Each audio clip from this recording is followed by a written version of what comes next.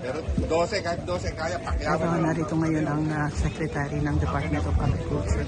Ito, dinaranas niya ngayon, kasalukuyang nagtatanim siya ng palay dito sa Barangay Tapos, sa bayan ng Santa Rosa. Kasama niya nagtatanim ng palay yung mga Irrigators Farmers Association dito sa naturang barangay.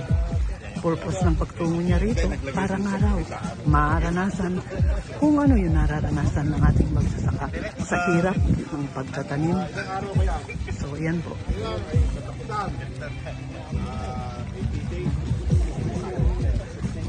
Ngayon ay May 30.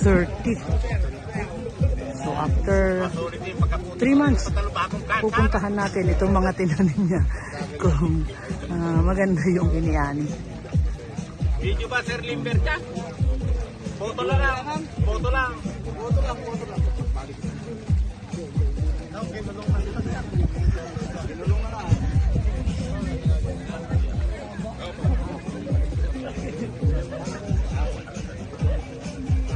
Sir, napasugod kayo dito. Mukhang ready kayo na mabilad sa araw para magtanim.